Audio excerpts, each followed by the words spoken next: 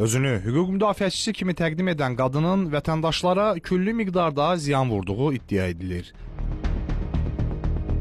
Söhbət Səbiyyə Panaliyeva adlı qadından gedir. Bildirilir ki, o, göstərəcəyi hüquq xidmətləri əvəzində vətəndaşlardan bank kartı vasitəsilə müəyyən miqdarda pul vəsaitləri tələb edib. Ona müraciət edənlər deyirlər ki, qadın pulu alsa da heç bir hüquqi xidmət göstərməyib. Zərər çəkənlərin iddiasına görə o, özünü hansısa hüquq bürosunda hüquqşünas kimi təqdim edib və ölkənin müxtəlif bölgələrindən müraciət edən insanların etibarından sui-istifadə edib.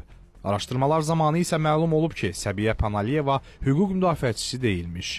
Qadının 12 nəfərə ümumilikdə 40 min manata yaxın maddi ziyan vurduğu bildirilir. Səbiyyə Panaliyeva İlham qızı adlı özünü sosial mediada hüquqşünas vəkil kimi təqdim edən Dələduz Əslən Neftçilər rayonu Çöl kəndində qeydiyyatda olmağı haqqında rəsmi sənəd gəlib. Belə ki, bizim təkcə qrupda 12 nəfər var, hansı ki, şikayətçilər bir-birlərini tapmışıq. Ümumi qrupun zərəri 40 min manata yaxındır.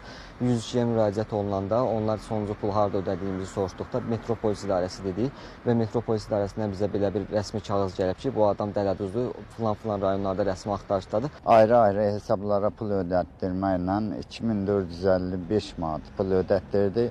İşin nəticəsi olmayanda, pulumuzu tələb eləyəndə ayrı elə bil ki, dedi hara əlin çatır, deyiclə. Belə bir... siz xidmət tələb elədiniz? Xidməti, heç bir xidməti olmadı onun bizə. Mənim ümumiyyətlə bank problemim var idi. Yəni hüquq məsləhətinə ehtiyacım olduğu üçün bu qadına müraciət elədim. Dedi ki, biz sənin işlərini yoluna qoyuruq, bütün problem yoxdur, heç bir problem yoxdur, narahatçılığa heç bir səbəb yoxdur. Bu minvalla ilk ödəniş 150 manatdan başladı, daha ki son bu 3 aya qədər 7800 manat bu qadın bizdən pul alındığı. İddialara aydınlıq gətirmək üçün Səbiyyə Panaliyeva ilə telefon əlaqəsi yaratdıq. O, Xəzər xəbəri açıqlamasında deyilənlərin həqiqəti əks etdirmədiyini bildirdi. Kəsin etibarından sui-istifadə eləməmişəm, qətiyyən. Bu vətəndaşların dedikləri həqiqəti əks etdirir, yoxsa yox? Əks etdirmir, əlbəttə vətəndaş da 7 min mənə pul verib. Mən də deyirəm, banklarına ödəniş. Lazımdır qədisləri verək sizə.